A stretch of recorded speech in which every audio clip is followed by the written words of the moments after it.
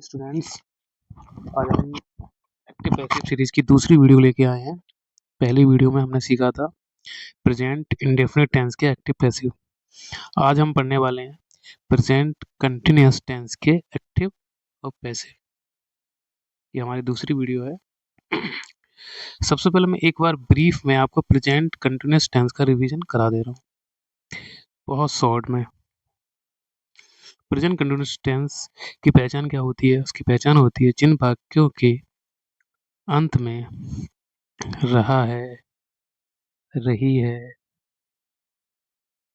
रहे हैं इत्यादि इत्यादि शब्द आते हैं। वहाँ हमने सीखा था, या हम वहाँ सीखते हैं कि प्रेजेंट कंटिन्यूअस टेंस कैसे बनाते हैं। तो उसका रूल नंबर फर्स्ट ये होता था कि सब्जेक्ट यदि हमारा एक वचन है तो उसके साथ इज आता था हेल्पिंग वर्ब के रूप में। यदि सब्जेक्ट आई है तो एम आता है। यदि सब्जेक्ट बहुवचन है तो आर आता है, प्लस वर्ब की फर्स्ट फॉर्म, और वर्ब की फर्स्ट फॉर्म में हम आईएनजी को जोड़ देते हैं। फिर ऑब्जेक्ट, और ऑब्जेक्ट के बाद जो भी बचता है ओ डब्ल्यू, अदर वर्ड्स। ठीक है, ओके।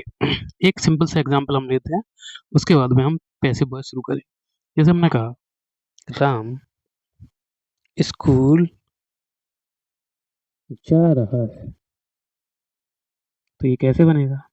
कि राम क्या है? एक वचन। राम, राम के साथ एक वचन है तो क्या आएगा? इज। और राम कहाँ जा रहा है? School. Ram is going to school. ठीक, बस इतना ही रिवीजन करेंगे क्योंकि आज की हमारी सीरीज टेंसों पर नहीं है, उनके पैसिव पे है। तो आज हम पैसिव सीख रहे हैं प्रेजेंट कंटिन्यूअस टेंस की। तो हम अपने सीरीज की शुरुआत हमेशा करते हैं फॉर्मूला से, क्योंकि फॉर्मूला हमें सही गाइडेंस देता है, और हम अगर उसको याद रखते हैं तो हम किसी भी टेंस या पैसिव को बना सकते हैं। तो आज हम प्रेजेंट कंटिन्यूअस टेंस सीख रहे हैं, तो इसका फॉर्मूला ये होगा। सबसे पहले हमारा ऑब्जेक्ट आएगा, उसके बाद इज एक वचनकर्ता के साथ, एम आई के साथ, और बहुवचनकर्ता के साथ आर, प्लस बीइंग, और वर्ब की third form, plus Y, plus subject. तो आज हम अपना पहला उदाहरण लेते हैं। सिंपल सा हमारा पहला उदाहरण है Ram is reading a book. Ram एक किताब पढ़ रहा है। ठीक है, सबसे पहले हमें क्या करना होता है? अपने ऑब्जेक्ट को उठा के आगे लाना होता है। तो ऑब्जेक्ट क्या हमारा? ए बुक, ए बुक। क्योंकि ए बुक एक वचन है तो उसके साथ क्या आ जाएगा? इज। और फार्मूला हमने देखा था, किज के बाद, इज या मार के बाद विंग आता है, तो हम क्या लगाएंगे? विंग। वर्ब की कौन सी फॉर्म आती है पैसिव में? थर्ड फॉर्म आती है। तो रीड की थर्ड फॉर्म होती है, रीड ही होती है। ए बुक इज रेड किसके द्वारा पढ़ी जाती है? Ram. A book is being read by Ram. ठीक है, हम दूसरा उदाहरण देखते हैं यहाँ पर। Sita is cooking the food. फिर वही करना है, ऑब्जेक्ट हमारा क्या है? The food. द फूड को आगे उठा के लाएंगे, द फूड। क्योंकि द फूड एक वचन है तो आगे क्या आ जाएगा? इज। उसके बाद क्या आएगा? विंग। क्या आएगा? विंग। विंग के बाद क्या आएगा? कुक। कुक की कौन सी फॉर्म आएगी? थर्ड। तो क्या हो जाएगा? Cooked. The food is being cooked by Sita. किसके द्वारा बनाया जा रहा है? सीता, बाई सीता। मैं उम्मीद करता हूँ यहाँ तक आपको आसानी से समझ में आ गया होगा। अब हम देखते हैं प्रेजेंट कंटिन्यूअस टेंस के नेगेटिव। ठीक उसी प्रकार रहता है, कुछ नहीं बदलता, बस एक सिंपल सी चीज बदल जाती है कि सबसे पहले हमारा ऑब्जेक्ट ही आता है। हम ऑब्जेक्ट उठाते हैं, ऑब्जेक्ट एक वचन है तो इज, आई है तो एम, बहुवचन है तो आर, और उसके बाद क्या लग जाता है? हमारा नॉट। बस इतना सा ही चेंज आता है और कुछ भी बदलाव नहीं आता है। उसके बाद क्या आता है? वाई प्लस सब्जेक्ट को हम कहाँ ले जाते हैं? पीछे। ठीक है, हम पहला उदाहरण देखेंगे। Ram is not reading a book. Ram एक किताब नहीं पढ़ रहा है। तो सबसे पहले हम क्या उठाएंगे? ए book. A book, a book is not being read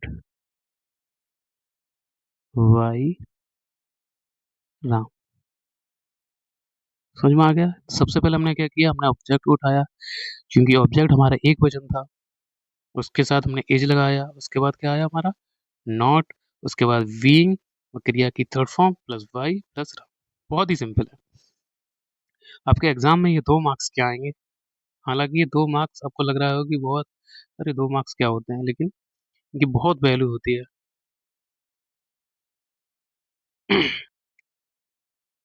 okay, तो हम अगला अपना एग्जाम्पल देखते हैं। Sita is not cooking the food. Sita खाना नहीं बना रही।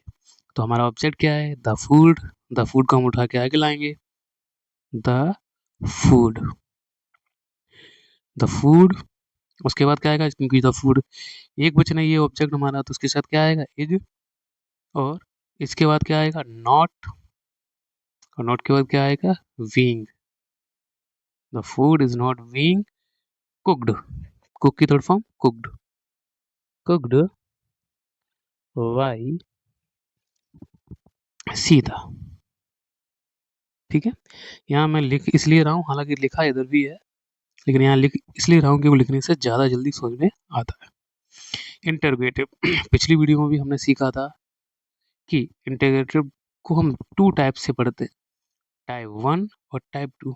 हालांकि इंटरोगेटिव एक ही होते हैं, लेकिन हम 2 प्रकार में हम उसको इसलिए बांट लेते हैं ताकि हमें समझने में कोई कठिनाइयाँ नहीं हो। तो पहले वाले इंटरोगेटिव में हम बांटते हैं क्या से शुरू होने वाले, और दूसरे वाले में बांटते हैं जब क्या, जब कब, क्यों, कैसे वाक्यों के बीच में आए। सबसे पहले हम सीखेंगे टाइप 1 वाले।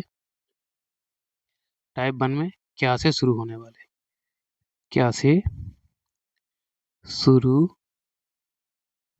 होने वाले। ओके, तो हम देखते हैं, शुरुआत हम वहीं से करेंगे, अपने फार्मूला से शुरुआत करेंगे, क्योंकि फार्मूला हमको गलतियां करने से रोकता है। ठीक, ओके। सबसे पहले हमारा क्या आएगा, इज या एम या आर।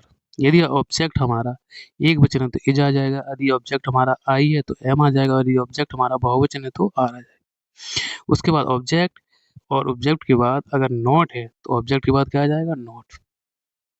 अगर नॉट नहीं है तो ये सारी चीज सेम रहेगी, बस नॉट हट जाएगी। उसके बाद बीइंग प्लस वर्ब की third form plus Y plus subject. ठीक है, मैं फॉर्मूला को नीचे दोबारा लिख दे रहा हूँ ताकि आप लोगों को कोई दिक्कत ना हो।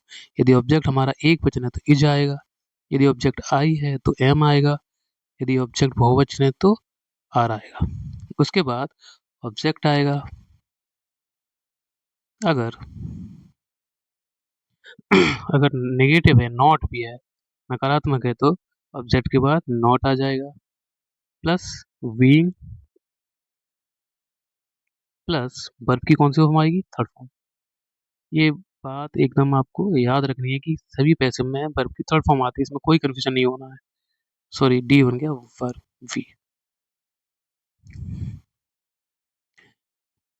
वर्ब प्लस वर्ब की third form plus Y plus subject. Okay, interrogative sign. इधर हम देखते हैं हमारा, हम उन्हीं उदाहरणों को लेंगे जो हम पहले सीख चुके हैं। इससे क्या होता है, हमें समझने में आसानी होती है। फिर प्रैक्टिस में आप कोई भी टेंस बना सकते हैं, लेकिन एग्जाम्पल एक जैसे इसीलिए इसलिए ही रखें कि आपको समझने में कोई दिक्कत ना हो। तो पहला हमारा एग्जाम्पल है, is Ram reading a book. क्या राम एक किताब पढ़ रहा है? तो उसका पैसिव अगर हिंदी में कन्वर्ट करेंगे तो क्या होगा, क्या एक किताब पढ़ी जा रही है राम के द्वारा? तो ऑब्जेक्ट हमारा क्या है, ए बुक। चूंकि ऑब्जेक्ट है इसलिए ऑब्जेक्ट हमारा ए बुक है, वो एक वचन है तो आगे क्या आ जाएगा is a book being read by Ram. ठीक है, मैं उम्मीद करता हूँ आपको समझ में आ गया होगा, कोई दिक्कत नहीं होगी इसमें। अब एक नेगेटिव का एग्जांपल देख रहे हैं, is Ram not reading a book. क्या राम एक किताब नहीं पढ़ रहा है? तो सिंपल है, ऑब्जेक्ट के बाद हमारा नॉट आ जाएगा। सबसे पहले हम देखेंगे ऑब्जेक्ट हमारा ए बुक है, ए बुक, तो ए बुक एक वचन है तो क्या हो जाएगा इज ए बुक, और ऑब्जेक्ट के बाद क्या आएगा हमारा not, not being red red भाई राम। ओके, हम इंटेरोगेटिव टाइप 2 देखते हैं। टाइप 2 में कौन से, जब, क्या, क्यों, कब, कैसे वाक्यों के बीच में आए। इसका भी फार्मूला आप देख लेते हैं। सबसे पहले हमें कुछ नहीं करना है, हमें जो हमारा इंटेरोगेटिव शब्द वाक्य के बीच में आया हो वही सबसे पहले लिख देना है। यदि क्यों आया तो क्यों की स्पेलिंग वाई, कब आया तो कब की स्पेलिंग वैन, तो इसका मतलब आई डब्ल्यू इंटेरोगेटिव बट। उसके बाद हम देखेंगे यदि अब ऑब्जेक्ट हमारा एक वचन है तो इज आएगा, आई है तो एम आएगा, बहुवचन है तो आर आएगा। यदि नॉट है तो ऑब्जेक्ट के बाद नॉट लग जाएगा, प्लस बीइंग प्लस वर्ब की third form plus Y plus subject. Okay, अब हम अपना पहला एग्जाम्पल लिखते हैं, पहला एग्जाम्पल समझते हैं। पहला एग्जाम्पल क्या है, why is Ram reading a book. Ram एक किताब क्यों पढ़ रहा है। यदि हम इसकी हिंदी में पैसे बनाएंगे तो वो क्या बनेगी, क्यों एक किताब राम के द्वारा नहीं पढ़ी जा रही है। कोई बात नहीं, सबसे पहले हमारा हमने फॉर्मूला में का सीखा था, सबसे पहले इंटरगेटिव वर्ड आएगा, तो इंटरगेटिव वर्ड हमारा कौन है, हुआ है। उसके बाद देखेंगे ऑब्जेक्ट हमारा कौन है, ए बुक। ए बुक एक बचन है तो क्या आएगा, is. Why is a book being read by Ram. ठीक है, एक नेगेटिव देख ले रहे हैं हम। ठीक है, एक नेगेटिव में देख ले रहे हैं, सेम उसी एग्जाम्पल को नेगेटिव में देख रहे हैं ताकि हमें समझने में बहुत आसानी हो। तो एग्जाम्पल क्या है, why is Ram not reading a book. Ram एक किताब क्यों नहीं पढ़ रहा है, सेम उसी तरह से बनेगा, why is a book. A book के बाद क्या लग जाएगा, नॉट। ऑब्जेक्टिव वाला क्या लग जाएगा, नॉट, और कुछ भी चेंज नहीं होना है। Being read by Ram, read by Ram.